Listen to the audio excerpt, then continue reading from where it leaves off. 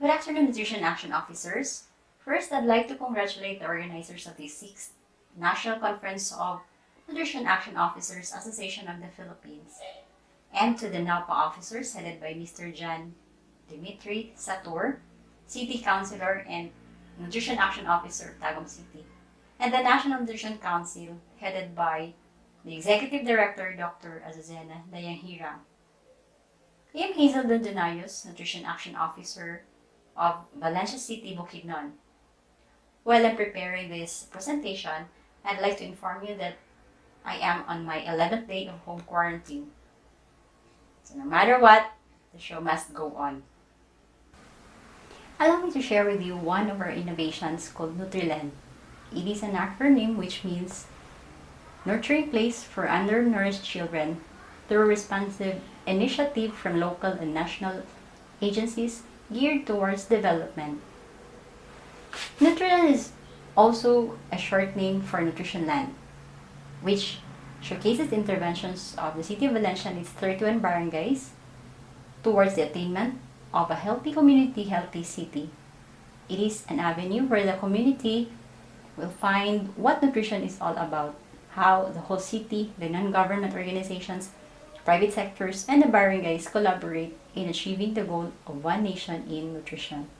Ideally, a zero malnutrition, a hard-to-reach goal, but with a concerted effort of all the sectors, nutrition stakeholders, and advocates, surely is a battle cry far beyond being an impossible dream.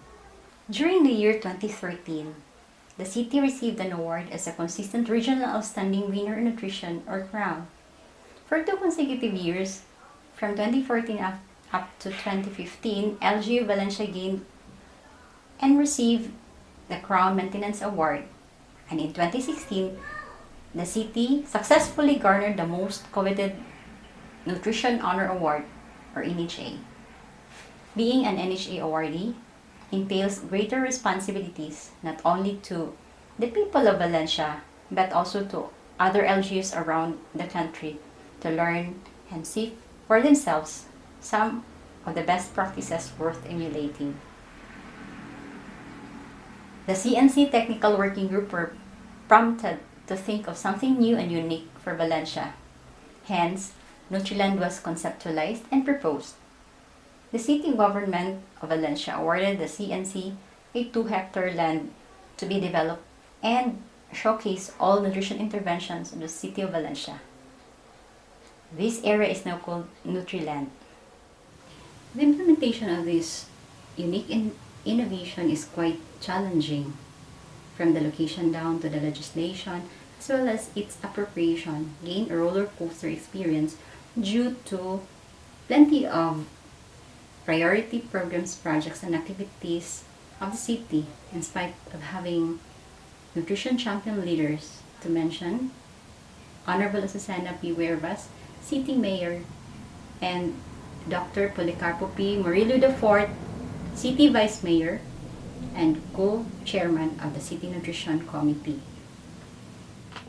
But with persistent lobbying, Nutriland gained an applauding yes and support to the idea. CNC members, including non-government organizations and other private agencies, continued doing its share in this project. Here are some policies that support its implementation. City Executive Order Number 32, Series of 2015, entitled An Order Creating the Nutriland Project Management Team to Conduct Project Initiation and its Development in the City of Valencia, Bukidnon, designating Mr. Clementino Esto Jr. as the focal person. Nutriland is located at Purok 2, Barangay Pinatilan, as approved by the local legislative body during the 105th regular session of the Sangguniang Panglunsod, City of Valencia on November 17, 2015, held at SP Session Hall under Resolution Number 866-2015. Also, Resolution Number 98-2016, adopting the Site Development Plan for the City Nutrition Land or Nutriland project at Purok 2, Pinatilan, this city, and consider as a priority project to be incorporated in the City Development Plan for 2014 2016 and City Annual Investment Plan Calendar Year 2016, providing funds thereof in the amount of 4 million pesos in this calendar year 2016. Another policy that supports its implementation is Resolution number 506-2020, authorizing the City Mayor, Honorable Susana P. Huervas, to enter into Memorandum of Agreement with Valencia City Chamber of Commerce, Trade and Industry Incorporated regarding their donation of NutriHat to be installed in Nutriland, Pinatilan, City of Valencia this calendar year 2020. Well, still on the process of project implementation, the food processing, food production such as organic farming, urban gardening, vegetable seedling propagation, and fruit tree nursery as well as livestock production had already made its initial development. The engineering works also took place such as road network and infrastructures. Annually, series of activities were conducted highlighting the utilization of the food produced from Nutriland, especially during emergencies or disasters. Way back January 2017, the city experienced Typhoon BC, and several barangays were greatly affected. Corn, cassava, and other produce were harvested and given to flood victims to the different evacuation centers. Other activities that were conducted at Nutriland are the following: conduct of training on Farmers Field School and organic farming to the BNS and farmers from different barangays that resulted to dissemination of learning to their constituents. We had propagation of vegetable seedlings from the nursery and were given to the families with underweight, stunted, wasted, pregnant and lactating, as well as the barangay nutrition committees and schools for food production in their respective barangays. Production of complementary foods for 6 to 23 months children were also conducted. And the NutriPack, we call it Love Co Valencia NutriPack, a product of our research which was funded through the cash incentive that the city received from the Crown Award. Livestock production of free-range native chicken and hogs. Fruits and vegetables were given to some target groups as augmentation to their feeding program.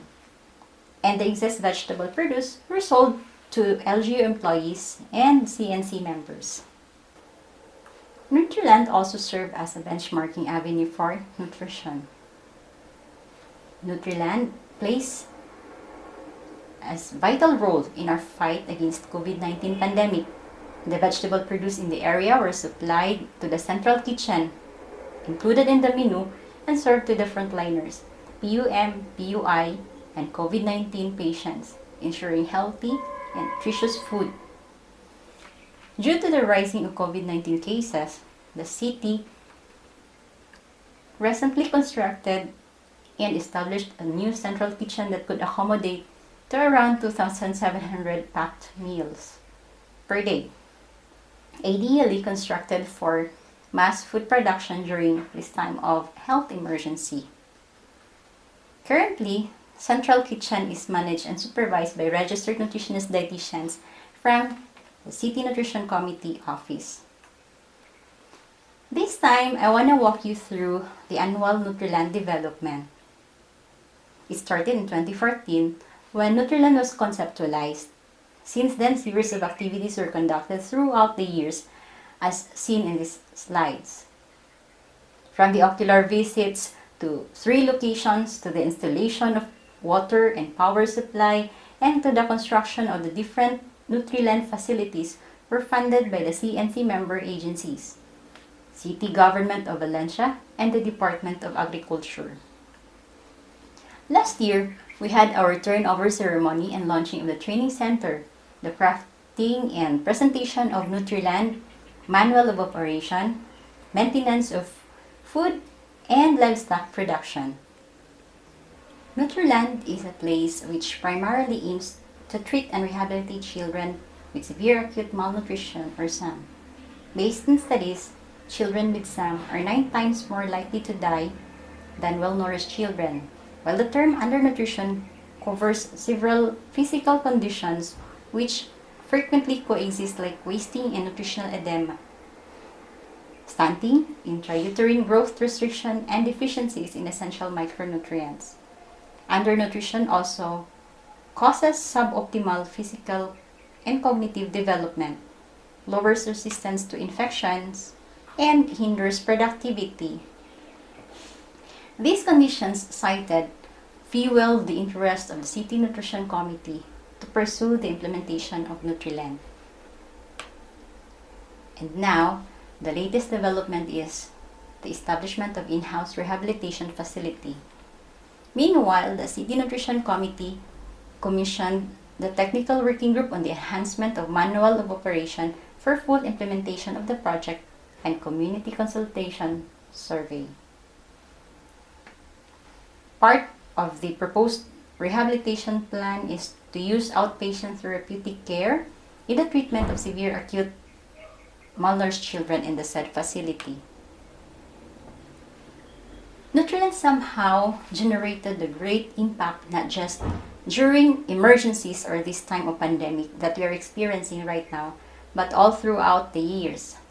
This initiative aimed to empower families for nutrition improvement and provide avenue for developing their skills acquired from the trainings and seminars appropriate infant and young child nutrition and the first 1,000 days and pabasa sa nutrition, food production, and other livelihood program. Nevertheless, Nutriland would also serve as Nutri-Eco agritourism in the city of Valencia that is worth replicating. At this point, let me direct your attention to the bigger impact that the city had done in the past 6 years, just to show you a picture of the trends of the different forms of undernutrition in the city of Valencia. Take a look at this data. The prevalence of all the 3 indicators are lower than the regional and the national data. The trend seems not so perfect, but the decline in the prevalence rate of the different indicators of undernutrition in the last 6 years is very significant.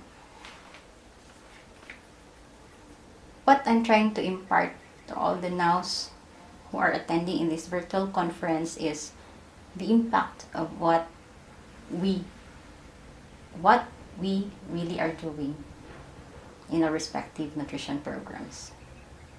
And this time, I want to leave you something to ponder on. Number 1, always consider sustainability when initiating and implementing the nutrition programs and projects. Number 2, do research and have learning visits to LGUs with good practices on nutrition that could be best applied in your locality. Number 3, know your goal, stay focused, and act on it. Number 4, sell your project and strengthen your partnership with nutrition stakeholders and private agencies and individuals to gain funding support. Number 5, to achieve success and to be the NAOs, panalo sa new normal, persistence is the key. I hope you have gained something from my presentation.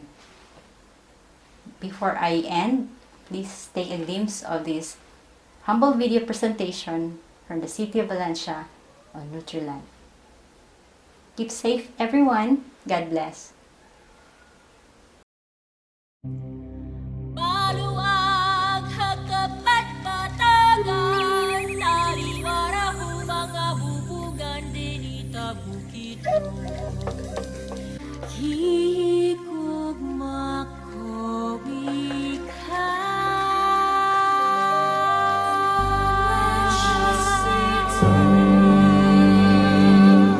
yutang giampingan sa mga tribo.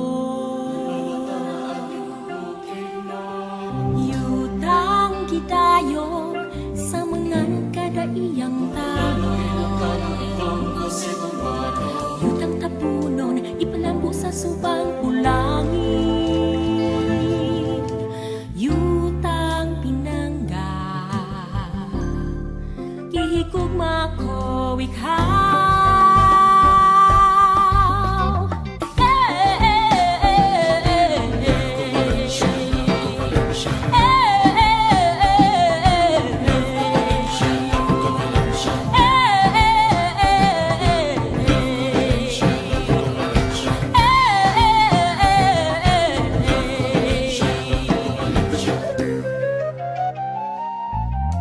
Syudad na malambuon, taliwala sa bukid nun. Syudad na madasigon, ugmati na bangon.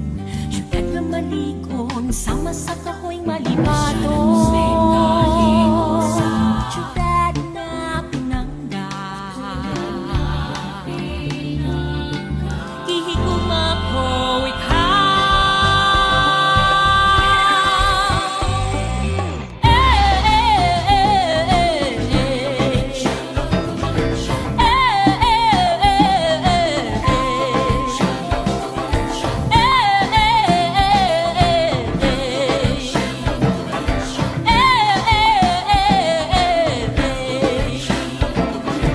Uy, anan sa mga tawong kugihan.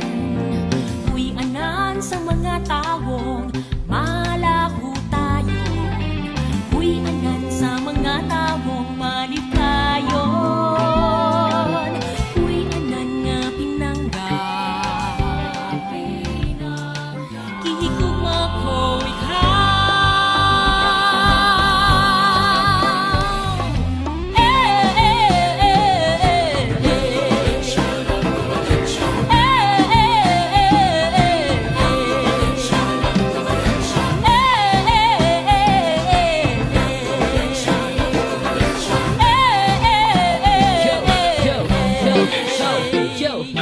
Love ko Valencia, the city of golden harvest. Umay maisputa siguro gani kong pananong.